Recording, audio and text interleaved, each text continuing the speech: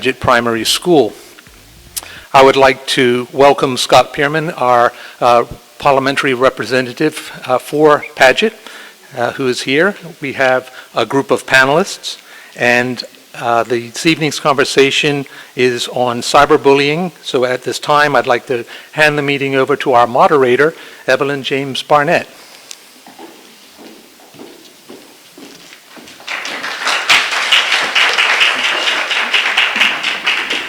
Good evening, everyone. Good evening. Okay, we've got delayed response here. Good evening, everyone. Good evening. And welcome to the Paget Parish Council's Forum on Cyberbullying. Protocol has been established already with the acknowledgement of Paget MP, Mr. Scott Pierman, and any other dignitaries that we see in the audience. I saw Mrs. August Scott as well. We acknowledge your presence. My name is Evelyn James Barnett. I am your moderator for the evening, and before I go any further, let me just clarify that I am not a Paget resident, although I've worked in the parish for nearly 2 decades at Bermuda College, which is in Paget. And if that doesn't help to qualify me or settle your minds, I understand there are some other infiltrators here, and that my son and daughter-in-law are residents of Paget and have been so for nearly a year. So hopefully I can feel comfortable, and I do already feel comfortable amongst you. The Council chose this topic for this evening after noticing the rise of incidents in our community, disturbing incidents, and many of you acknowledge tragic incidents, in which cyberbullying was deemed to have played a significant role. The discussion tonight is aimed at charting the course for more community awareness and more community involvement. You are to be commended, Paget, and the Paget Council for wanting to do your part and for recognizing that we all have a part to play as community members. Do Bermuda's cyber providers also have a role? Do parents have a role? At what price does the cost of instant connectivity come? What are the solutions? Where are the solutions? We will quickly learn that this is a multifaceted issue and challenge. For the remainder of our allotted time, let's get underway with a bit of housekeeping, perspective about this provocative topic, introductions of our esteemed guests at the table, and then we'll let the panel take us along this interesting journey. Housekeeping, please turn off or set your cell phones to vibrate now.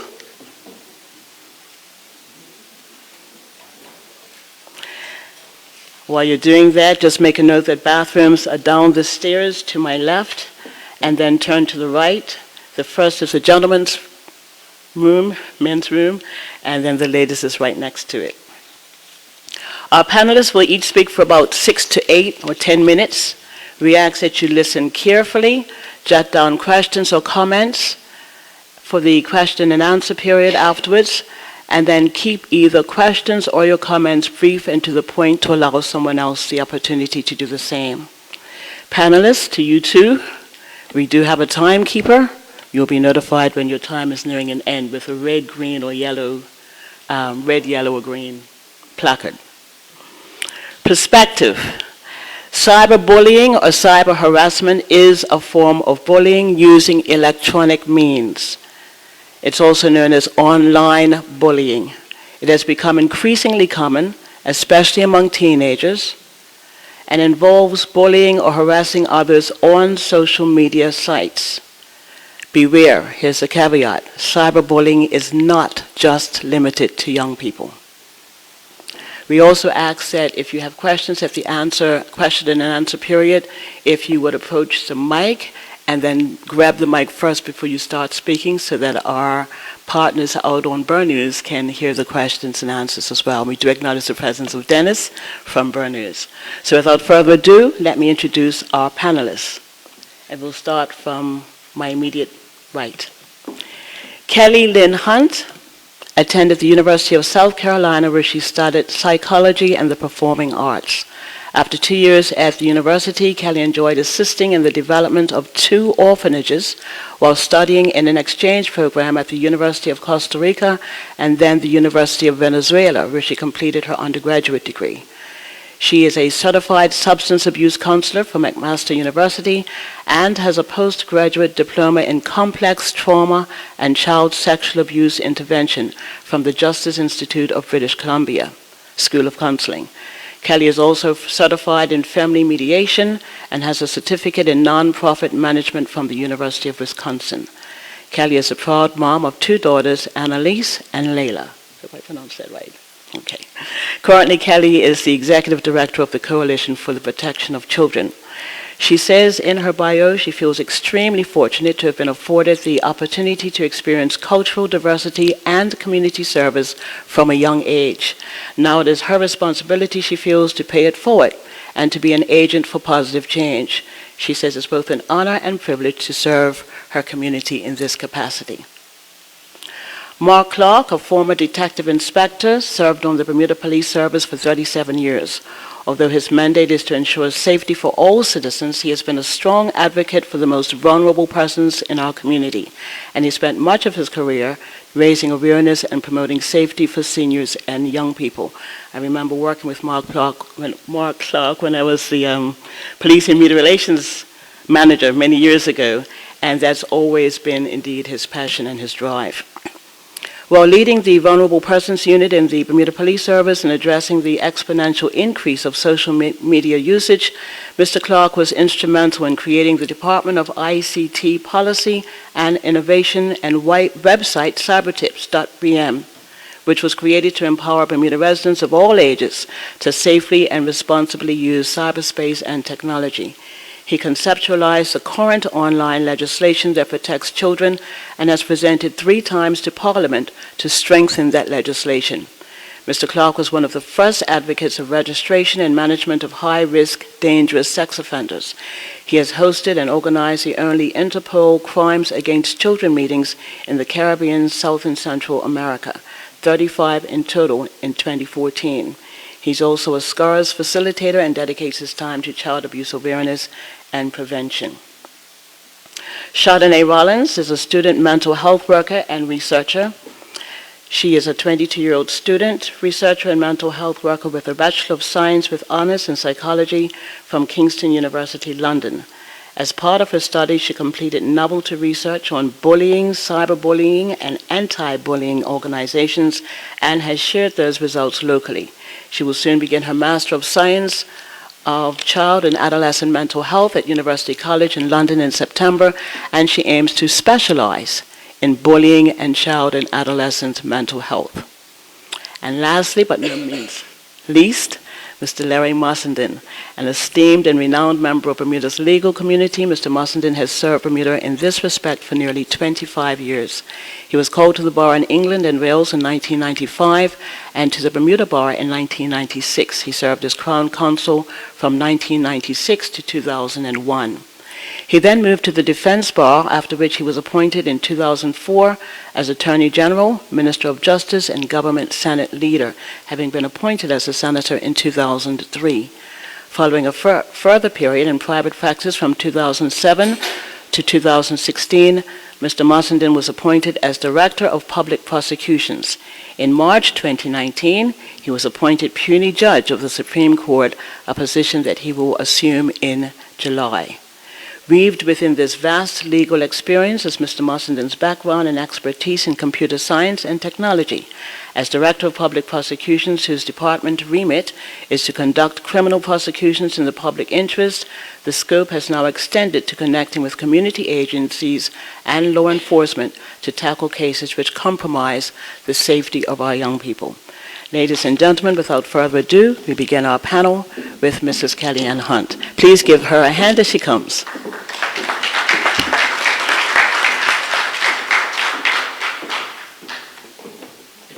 Timer started, okay. Good evening. Thank you so much for being here. Thank you for having me. It's an honor to be here. As our moderator said, I'm the Executive Director of the Coalition for the Protection of Children, but I really am here, and this topic is close to me and my sort of soapbox because I do have 2 teenage daughters, age 13 and 16, and as you will note, or as you will hear, girls are twice as likely to be bullied online as boys. And so as a person who is in the field of humanities, we love research, we love statistics, we love data. So I do have some of that for you as we go through. Okay, so it's a lot to unpack. Like they just talked about how it's a complex issue. There's so many things going on. Let's just start with the definition: willful and repeated harm inflicted through the use of technology. In my generation, we were consumers of media. We were looking for specific media. In this generation, my children's generation, they are participants in media. So they are constantly interacting with each other, and it's really all they know. So we've just seen a study recently where children under the age of 2, their screen time has increased twofold, doubled in less than 2 years. So it's not going away, the use of technology, and this is one of course, the abuses. Examples, mean text messages, obvious stuff, emails, rumors sent by email, embarrassing pictures, videos, websites, fake profiles. Finstas is a big thing, the fake Instagrams. Revenge porn is something that unfortunately we've seen here in Bermuda and we see in the United States. Any of the statistics that I do use are from the United States. We don't really have tons of data. I know Chardonnay will probably help collect some of that in Bermuda, so everything that I use is from the US. Another one is friends like to give their friends passwords so that on Snapchat when they do their streaks, I don't know if any of you know what those are, but I don't really get it. They need to take 1 million pictures of the sky and the floor, and so they give them their passwords and then they have a falling out, and then they use that information against them with a third party. So that's another form of cyberbullying that we're seeing. Okay, and the scope of it, vast. So it's basically impossible. This is from a teen that wrote this, and she said, it's impossible for a young person to avoid or disconnect from social media. And basically in the United States, they are guessing 95% of teens are online in some form. So that is pretty much everyone, okay? And then 1 in 5 are reporting that they have had or been the victim to serious bullying, and I kind of break that down a little bit after that. And then a spike in teen suicide rates. We cannot really connect that directly to cyberbullying because we just don't have the data, but in less than 10 years, so since 2009 to 2017, we've seen 60% increase in teen suicides. 60%. And that is just an incredible rise. And so we don't know whether it's the onslaught of data, imagery, comparison. I know my girls are not reporting that they've been bullied online, but they will talk about comparing themselves to other people, other women, other girls, and their sense of self-worth from not having enough likes. So they'll say on Instagram, if I don't get 60 to 80 likes in 20 minutes, I take down that post. It's a reflection of them. So those lines are blurred. We can look at life as this is the real world and that's the online world. For them, it's melded together, right? So we're not saying that the suicide rate increase is a direct result of bullying, but it's definitely played a significant role for us. Okay, so this is a bit smaller. So this is more of a breakdown of the, who reports it. It's about 30% that were surveyed. This survey was done by the Online Safety and Technology Working Group, and that's a group that reports to Congress about the scope of this issue. And they started over 20 years ago when online became a thing and how to keep people safe, specifically how to keep children safe. And as the moderator said, this is not limited to children and teens, but that's what I'm focusing on, okay? And so with one of the latest studies, they said 10% reported being cyberbullied in the last month. So that's significantly high. it's difficult to determine if these rates are increasing yearly or if they're remaining the same. I think in the past 3 years, there's been some suggestion that it's staying the same, maybe even gone down 1%, but that could be also a margin of error, so we're not sure. There is a lot more awareness and things like this, so I commend you for even having us here to talk about this important topic. Okay, so the signs. Where's my timer guy? Okay, green, all right. So, yeah, I really wanted to focus on some of the things that you could look for in the event that, you know, your child or somebody you know is getting bullied online. So, change of behavior, change in pattern. All of a sudden, they're not using their devices as much. Keeping in mind, the average child preteen, so from 10 to 16, is on a device 6 hours a day. That's what we're saying is the average, which means they're spending more time, screen time, than they are people time. So less time with their families, less time, we know all that, right? But that means just more opportunity for bad stuff, unfortunately, to happen. So, appears nervous, jumpy, uneasy, you know, looking for all of the different things, angry, depressed. So any change in behavior, stay curious, stay focused. Don't be afraid to look at their device. There's an app called Kids Locks, KIDSLOX. And that is a great app that you can use, especially with younger children. You can limit the time that they're on the screen. You can see where they've been. And, you know, it's something that I would recommend. If they don't want to talk about what they're doing online, if they keep it from you, that's a flag, right? Okay. Unusually upset if they can't see their device. I think there's a comedian that jokes about how he took his child's device and they acted like an addict. It is actually an addiction, and they're setting up screen addiction centers in Sweden right now. There's one for screen addiction because it is a major issue. We're seeing the same levels of dopamine when they're on their devices as we do with other addictions. So, yeah. So in general, if they're acting differently, check it out. Stay focused. So what can we do? Kids Locks is one. There's a ton of resources. Please come and check me at the Coalition if you need more resources on this topic.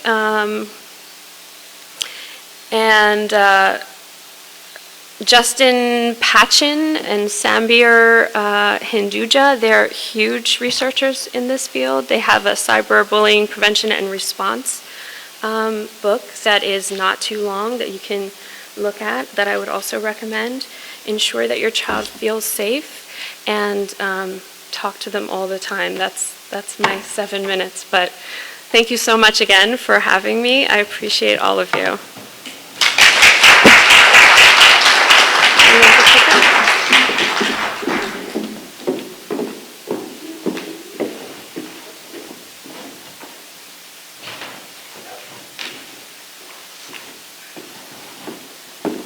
I have been challenged to finish this in 7 minutes. I think I could do it.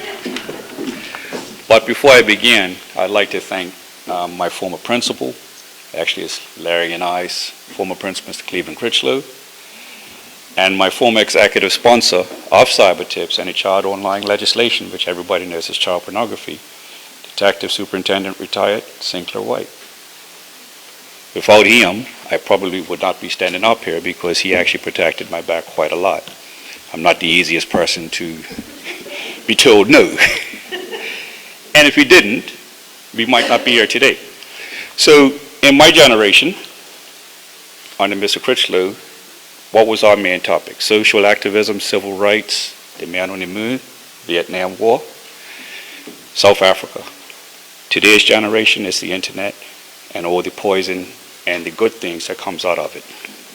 So having said that, and it was already said that social media is electronic communications.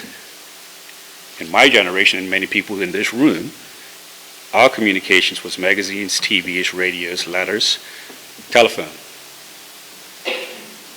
ham radio, CBs. Yeah, and literally, we thought we actually was in touch with the world by going down to stores, buying the radio to actually get the news that wouldn't be reported. And basically, it was done to create online communication, to share information and ideas. But fast forward to today. The average online user has 8.9 accounts. Now that's Facebook, WhatsApp. What else could it be? YouTube. You have Messenger. You have WeChat, Instagram. And most of our children have these, unbeknownst to us. And we should know.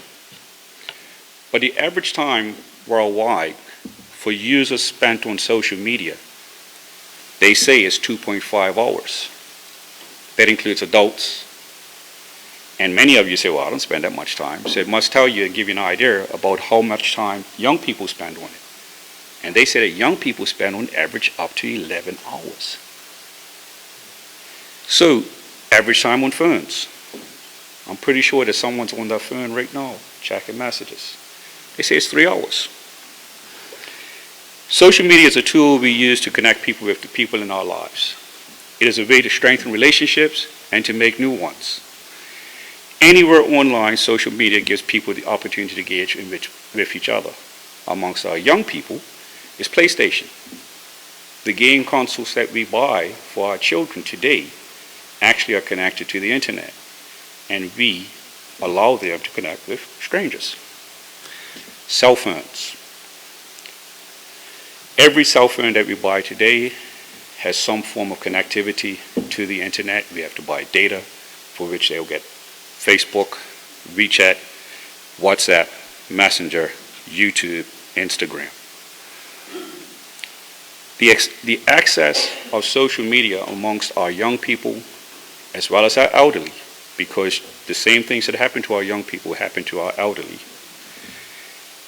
gives others access to each other or themselves. So what happens?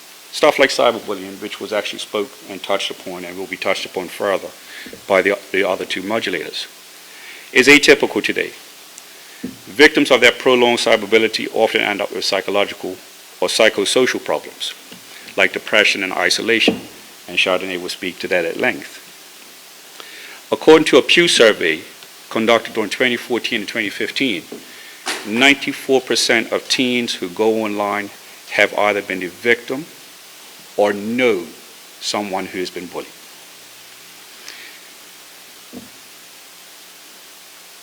"71% of the teens says they use more than one mobile site." So, whereas we think that many of us may actually have a Facebook account, my one was created so I can access and talk to my nephews in Australia, but it also gave everybody else to reach out and say, I know Mark Clark, and reach out to me.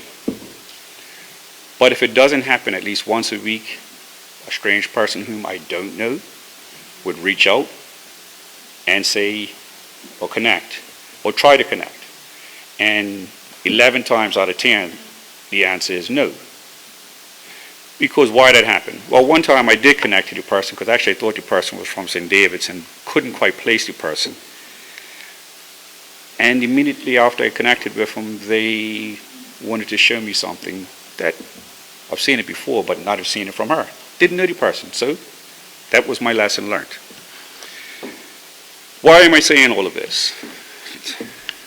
It's not going to get any better, but we have to become more vigilant.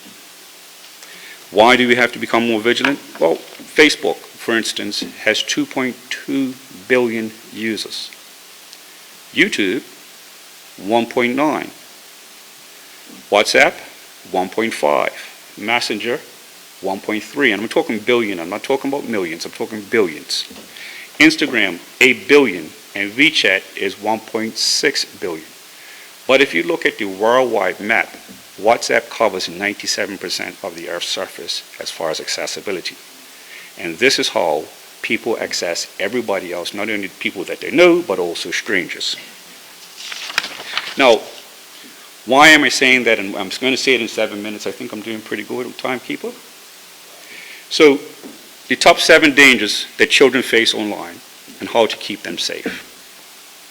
1, accidental downloading malware. That's actually something that we do as adults. And if we do it as adults, what chance does a child stand?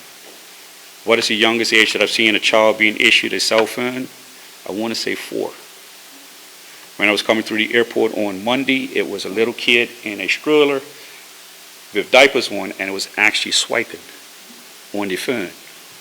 So they actually know they know passwords and everything else. So the number 1 is accidental downloading of malware. And these things can be installed without the permission of the victim and performs harmful actions on your computer. How does it do that? We have these things called bot attacks. And it could be something as simple as downloading a stranger or going on the wrong site thinking that we're downloading an app. Cyber criminals often trick people into downloading these things. And what happens is, and it used to happen quite often, at least once every 2 months, let's call it once a month, but I don't want to overstate it. Someone would say, I clicked on it, I've been frozen out of my account, and now I've got to pay to get back in it. Businesses have it happen to them all the time. It also happens with people who exchange photographs, as Kelly actually explained that. If you don't give me money, I will release your photographs on social media. Phishing. Again, I can't see that far. What does yellow mean? Oh, 1 minute to go? Okay, let me fast forward to phishing, which is basically someone tricking somebody into thinking that it's Mark Clark, and you've already been a member. You already know Mark Clark, you've already clicked on it, but you think, well, maybe I deleted him, and you go again. Posting private information. Do not post any private information about yourself online. You put it out there, everybody knows. Cyber predators. 30 kind of people that stalk our kids on the internet. Mr. Musselin will say to you that whenever we've got cases, and I've still got cases before him, a lot of it has connectivity to when they first met, and it is on the online environment. Cyberbullying is one of our number 1 causes amongst our teens, because quite often it's as simple as, I don't like you, and so your friends with you don't do it. So I've been told that I'm actually over time. So, the internet poses dangers to children. It can also open doors for wonders for them from previous generations could not even have dreamed of. Help make your child or our children experience the joys of an online world and not its hazards. Always inform them that posts that they do today in jest can come back to haunt them for further employment or for schooling or getting to the best universities. Employers out there actually have ethical hackers who will do that research to see who you are and what have you done. My time is up, and I thank you.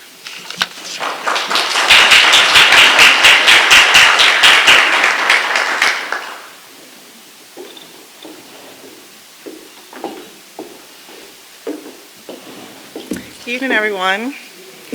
Okay, I'm going to try and make this fast because I only have 7 to 10 minutes. But I'm going to touch a bit about my undergraduate research, which looked at the understanding children, adults, and anti-bullying organizations have of bullying. The results from my research indicate that there is a clear disconnect between children and adults when it comes to bullying. Thus, I believe it's imperative that both ends of the spectrum are educated on the various aspects of bullying in order to help and further understand one another.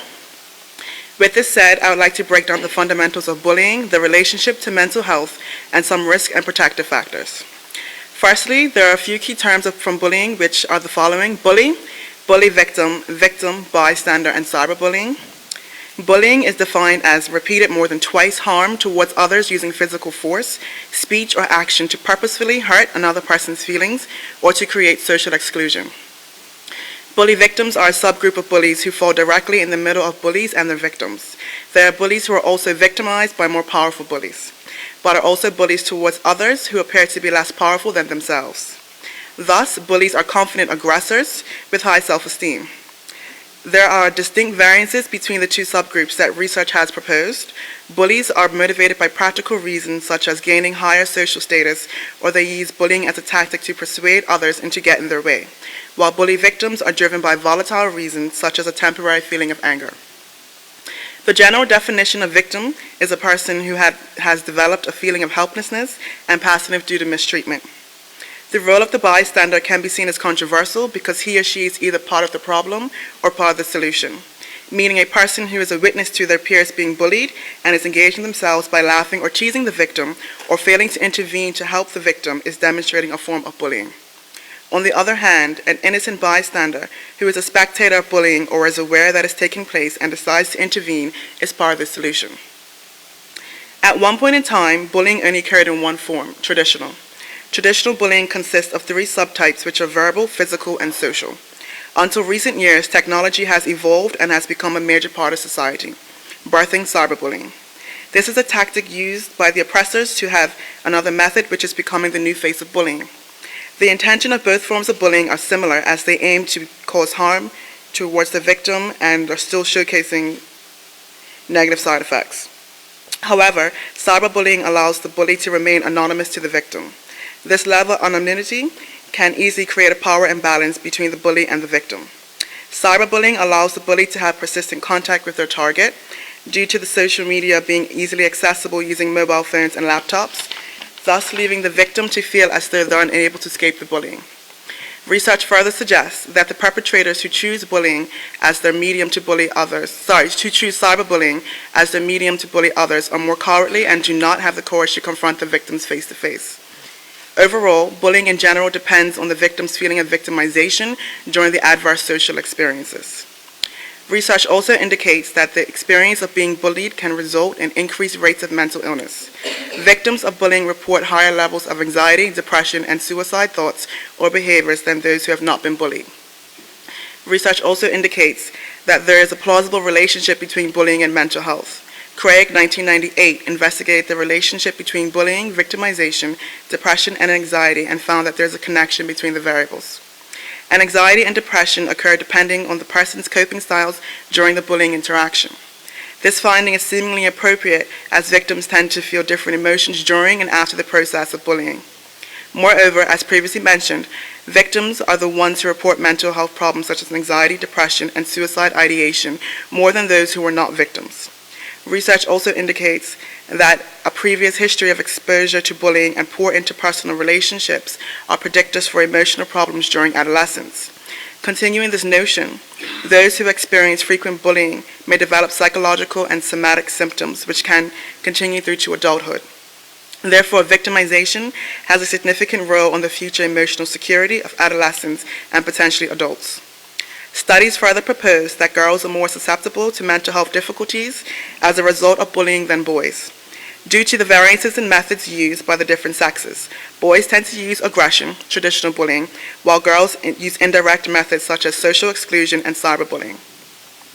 It is important to discover the determinant factors that instigate bullying and victimization given the severity of the negative outcomes integrated. A meta-analysis found that persons who have a history of victimization suffer from conduct difficulties, and internalizing behaviors are at risk to be victimized. However, research also indicates there's an association between conduct difficulties and bullying others. This could be because bullies tend to be more aggressive, and aggression is part of conduct problems. But the bully may also have insecurities and poor interpersonal skills. Additionally, the impact of the home environment is also considered a risk factor for bullying and victimization, implying that parenting styles, witnessing domestic violence, and unconducive home environments can increase the chances of developing a bully or a victim. In terms of protective factors, research suggests that parenting in both the supportive and authoritative styles provides a protective factor for victimization. When a parent is actively involved with all aspects of the child's life, it provides a foundation for him and her to develop interpersonal and social skills. Friendship circles and extracurricular activities are also identified as protective factors as they provide the opportunity to create strong peer bonds, making it hard for a child to be a victim of bullying since victims tend to lack strong friendships and alliances. Thank you.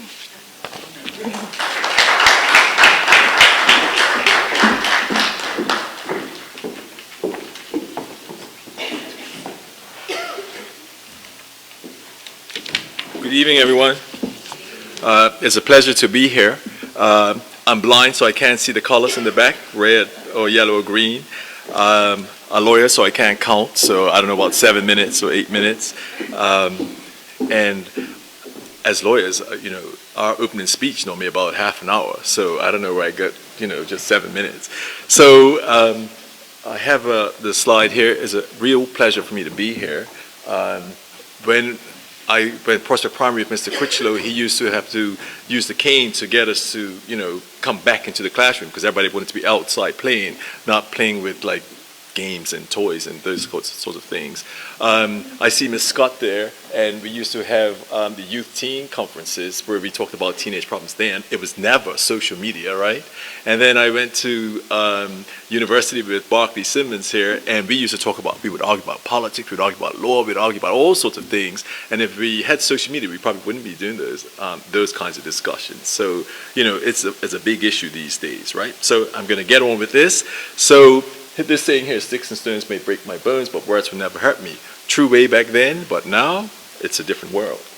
And so words on a computer can hurt. Now this presentation is one that my department, public prosecutions, goes out and gives to high schools and middle schools. And we get right down to it. Those students know a lot more about it than perhaps we do or than you do, that's for sure.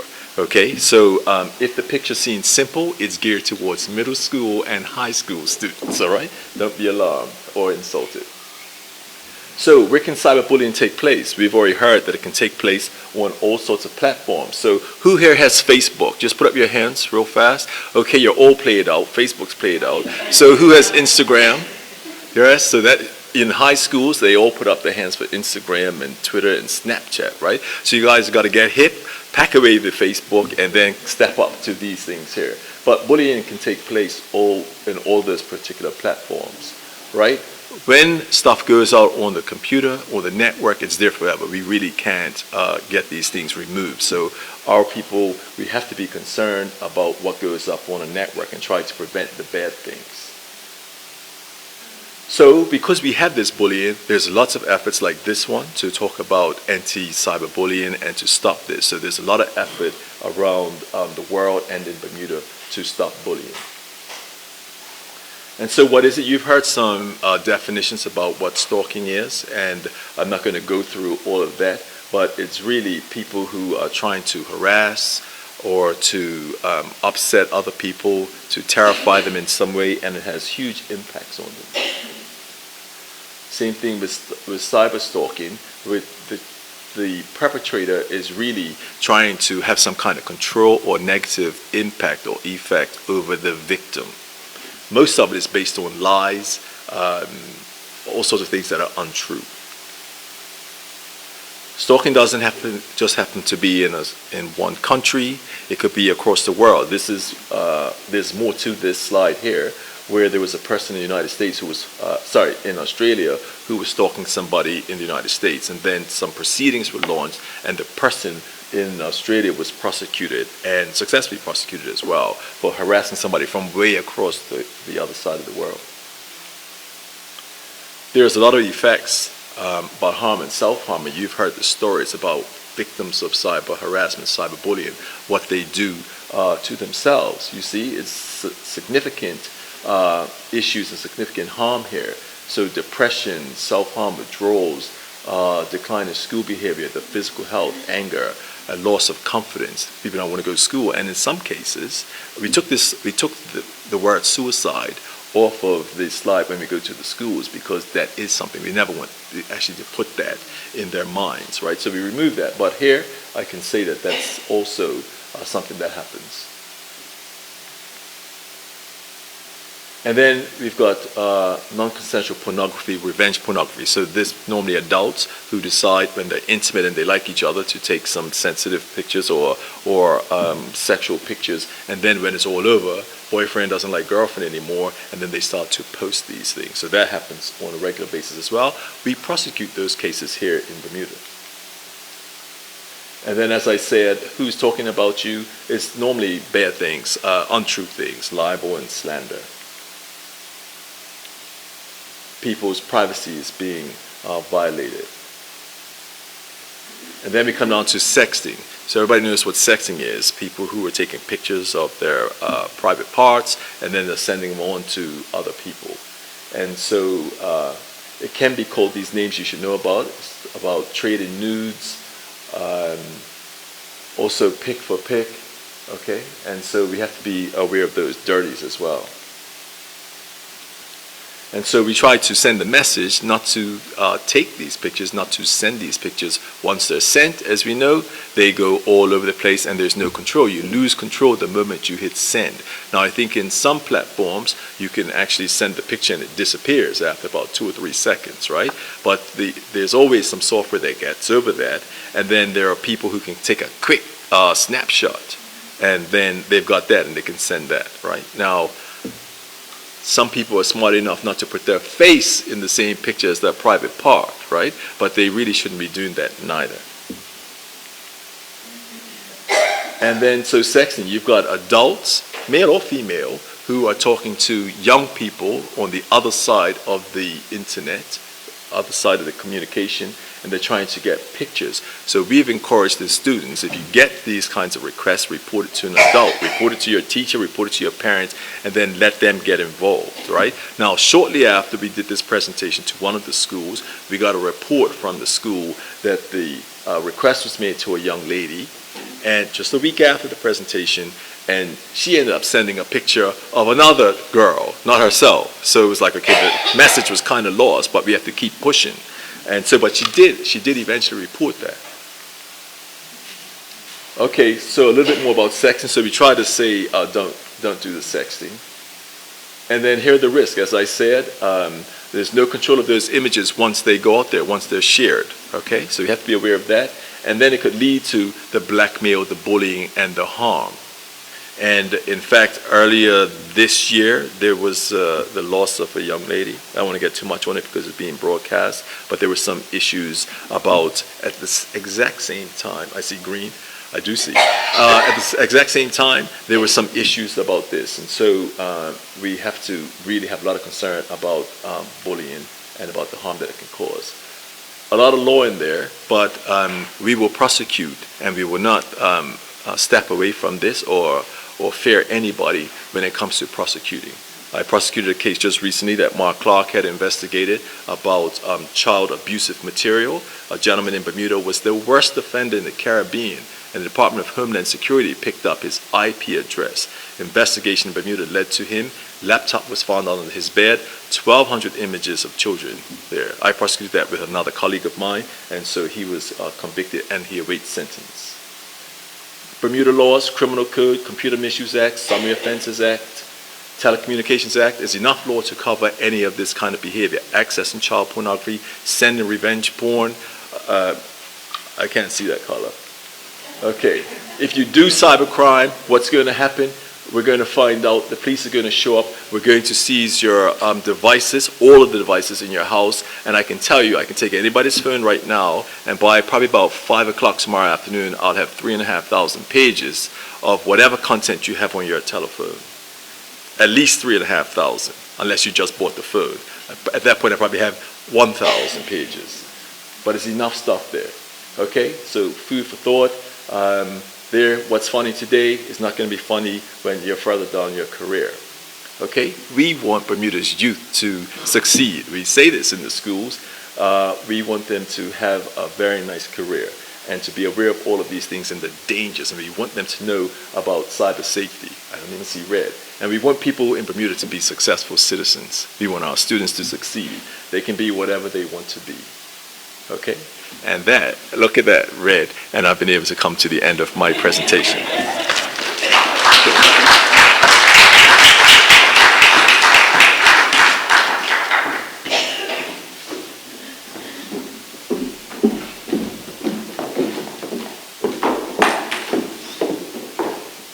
Okay, now it's your turn. Hopefully, first of all, let's give all of our panelists a round of applause for making such an interesting presentation, each one of them, and not just interesting, thought-provoking. I mean, I'm sure all of us have heard something that we didn't know before, or it was confirmed what we did know. So they've done their part. It's now time for you to do your part. If you have any questions or comments, again, grab the mic. This one, I believe, is the one to use. Have it in hand before you start speaking so everyone can hear. Who wants to be first? Okay.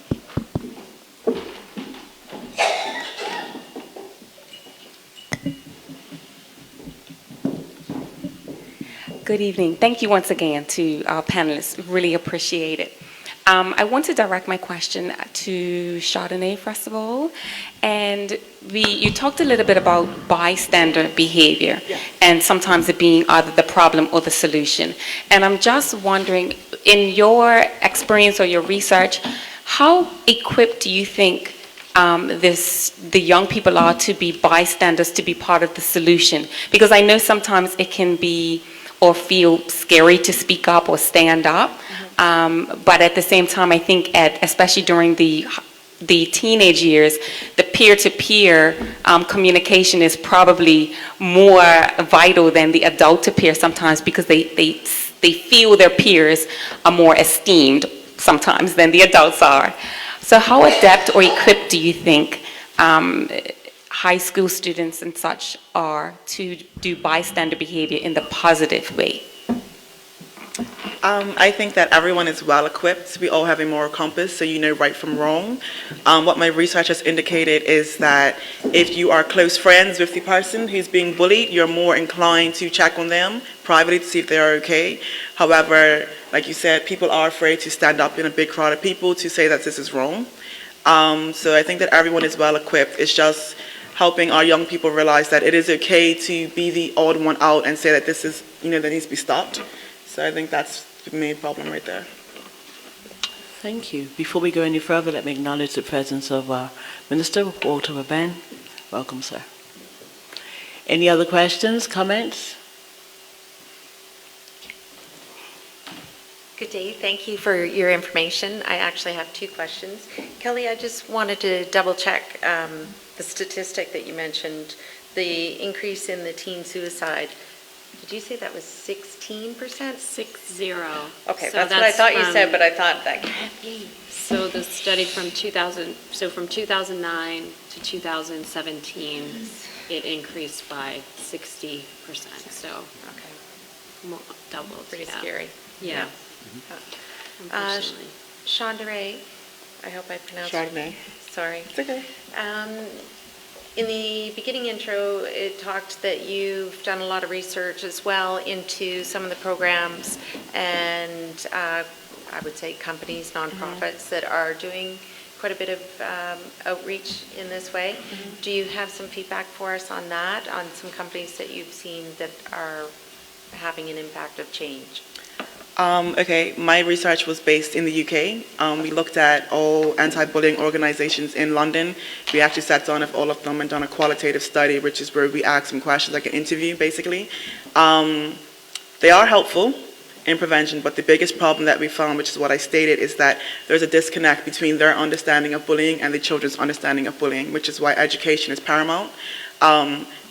Interestingly, some of the organizations didn't even fully understand bullying to its full capacity themselves, so we kind of had to educate them on it, as psychologists. But there is a disconnect, which is why it's imperative to keep on educating and to keep up to date with everything like that. And unfortunately, in Bermuda, we don't really have an anti-bullying organization that can fight for this to educate everyone. So. Yeah. We do have a program, but we don't, you're right. It's not being used. It's not enough. Right. If I can add, one of the tenets of CyberTips. Microphone. I'm sorry. One of the tenets of CyberTips and the CyberTips team in the Department of IT is to go into the schools, and that is one of the subject matters that is actually addressed. They've recently just finished the second conference where cyberbullying was also addressed. It is something that we recognize as being an issue, but like Chardonnay said, it's something that the kids don't always recognize.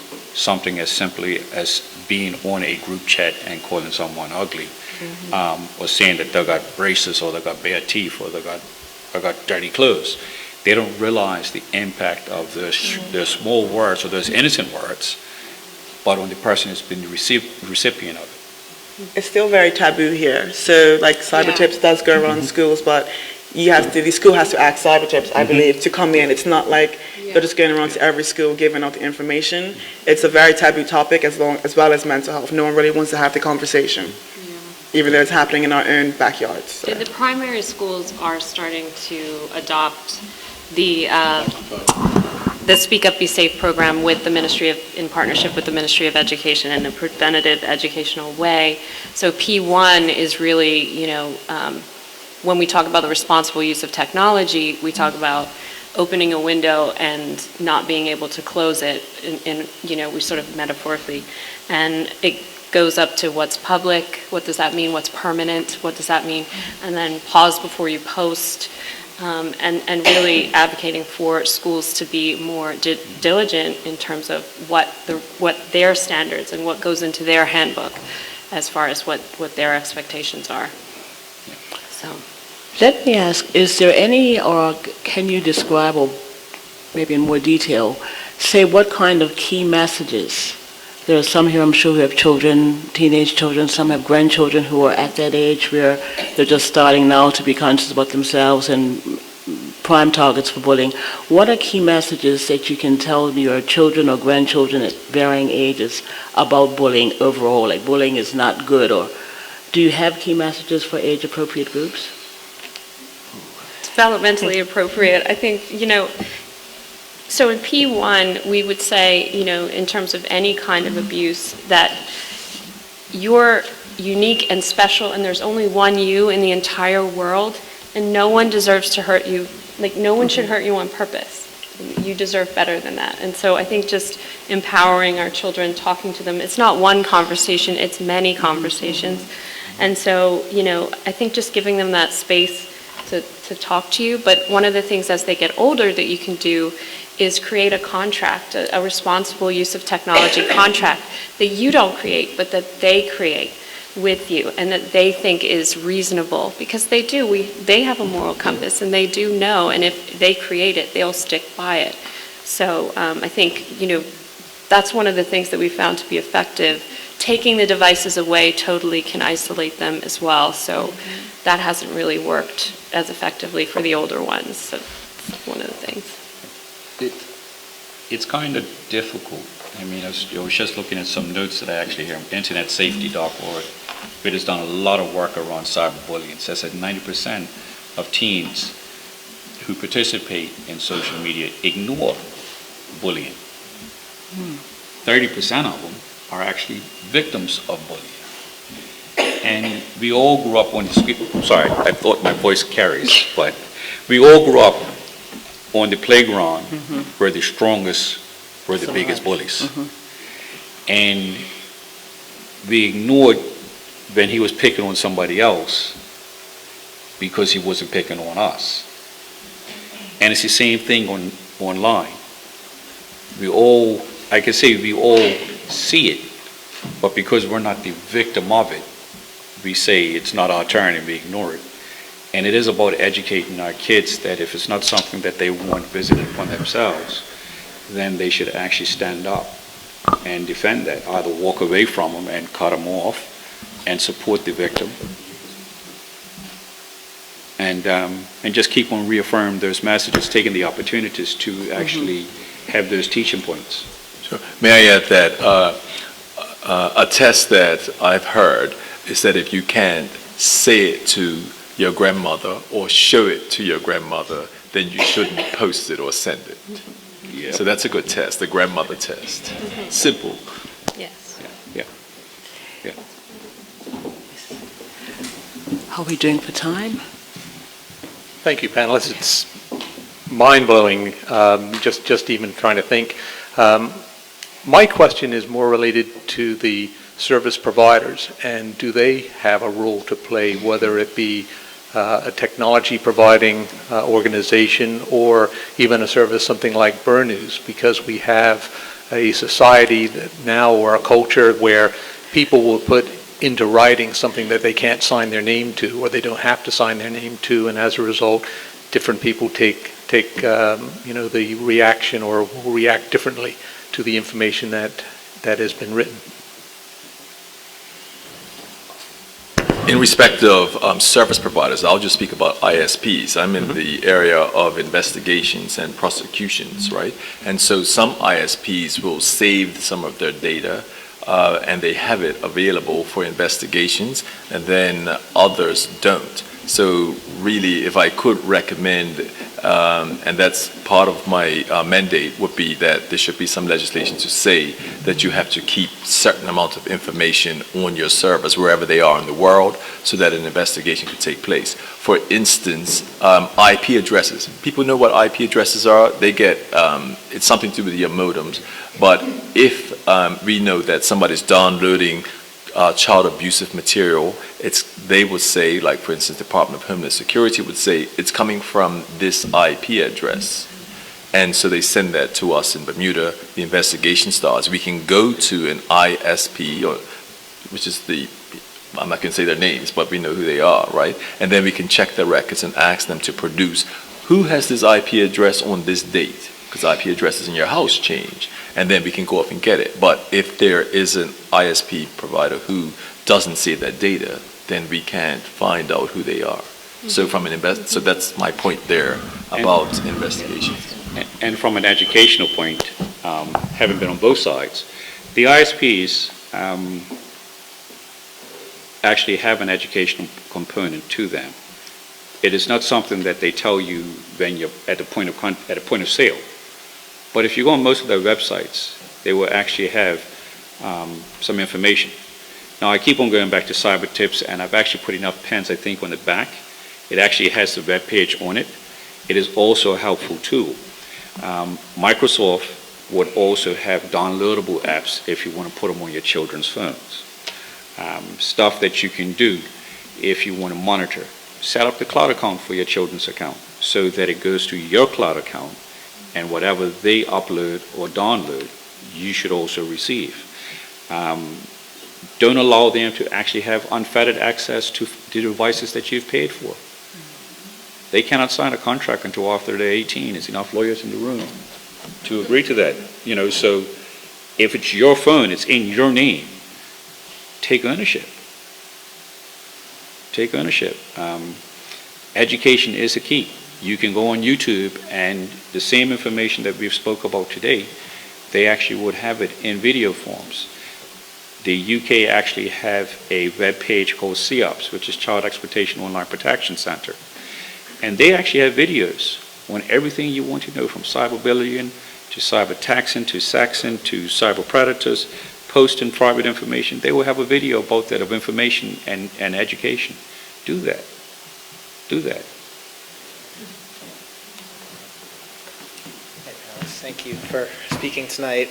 Just one question. I mean, bullying is age-old. It's not something new, as you said before. I'm assuming the anonymity makes it worse than it has been previously. A lot of it talks about, a lot of what you guys talked about tonight is education. Well, is there work being done around resilience and focusing on the mental health and things like that on that side of things with the effects of cyberbullying? Yeah, there is. I actually just did a whole presentation at CyberTips' Digital Leadership Conference on building digital resilience. What research has shown is that in order to actually build digital resilience, yourself or someone around you has to have had this adverse social experience. So it's kind of like the saying, dust yourself off and try again. As parents, it's important to constantly educate your child. So if your child is going through cyberbullying, I do have 10 lovely steps here that can help you. So ensure that your child feels safe. Allow your child to express themselves to you openly and freely. Do not underreact by telling the child not to worry about it or just deal with it. Ask the child for any evidence that he or she may have. As Kelly has said, we live in an age where people take screenshots. So if your child hasn't told you directly that they're going through this bullying experience, they've definitely told their friends, because in less than 1 second you can take a screenshot and send the information across. But encourage them to keep a record of it, because in order to prosecute, you have to have evidence of what's happening. Suggest to the child that the school should be informed, because although bullies are anonymous, 9 times out of 10 the child does have an idea of who the person is, whether they go to the same school or if they're at a same extracurricular activity. Avoid confronting the bully as a parent. A lot of parents try to get hands-on and, fight the child's battles. Don't do that. It's embarrassing for your child, and it will hinder them from actually expressing themselves to you. And as a parent, you want to know what your child's going through. Don't encourage them to stay off social media.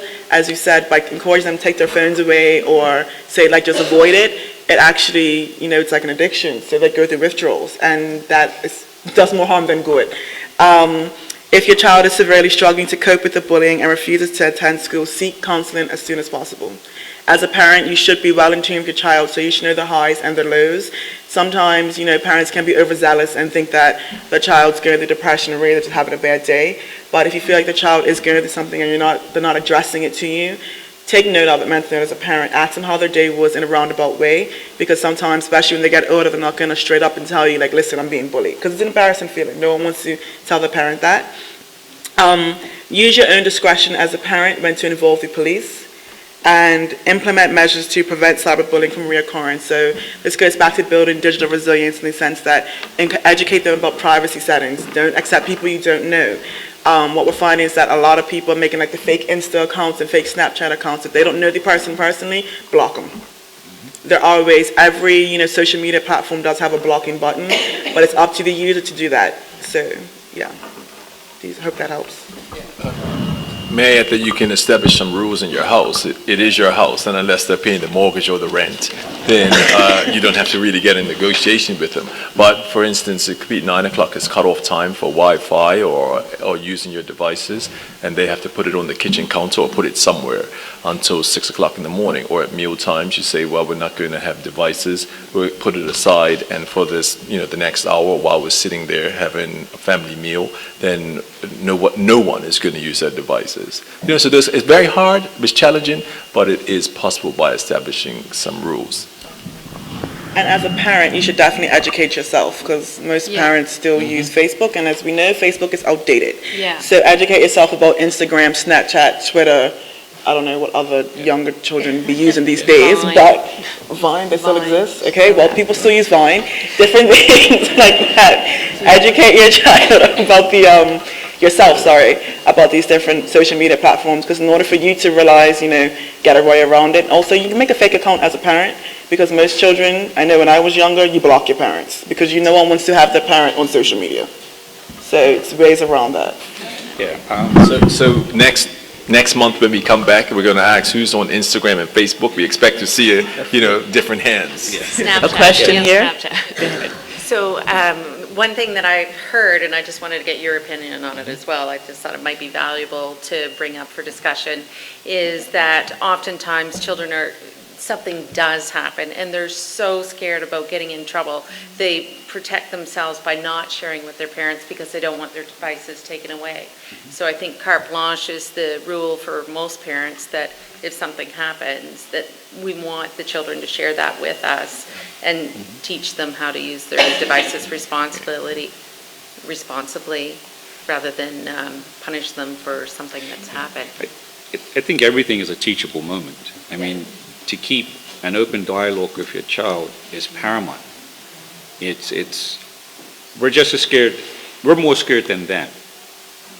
We see what has occurred because maybe unlike them, we watch the news, we read the news online, and we see the dangers out there. But at times like that, when they want to reach out to us, we can't let our fear become their angst, meaning that we should always be open for them to come to us. Unless we are the perpetrators, they should actually have us as their friend and their confidant. So keep the open dialogue and actually have teachable moments. Check their privacy settings, explain to them why you don't want them to be posting stuff. Maybe we ought to set an age limit as to when they can be on the social media platforms.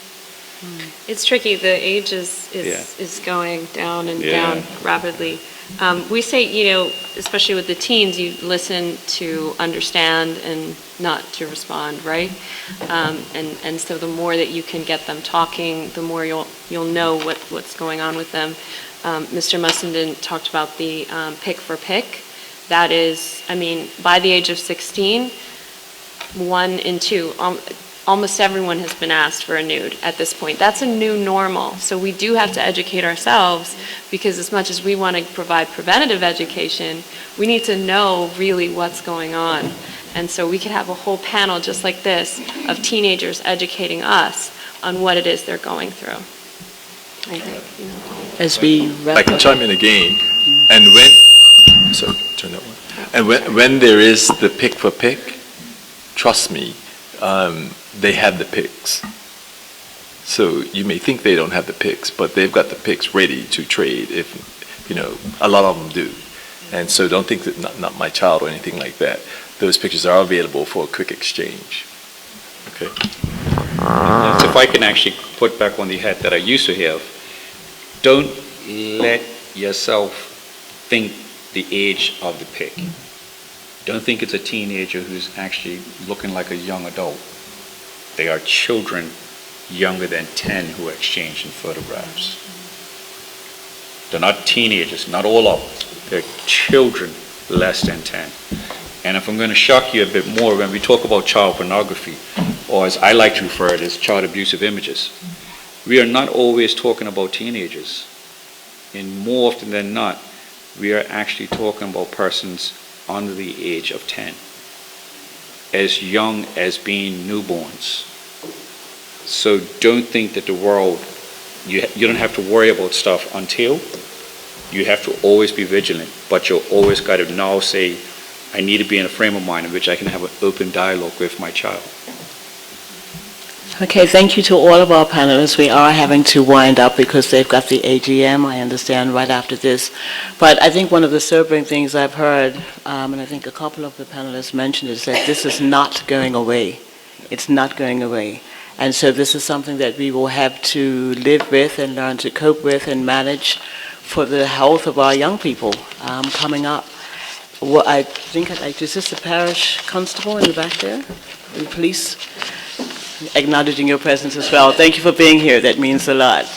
So for the council, on behalf of the council, who wanted to, number one, raise awareness of this issue, and number two, suggest ways of community involvement going forward, I salute you.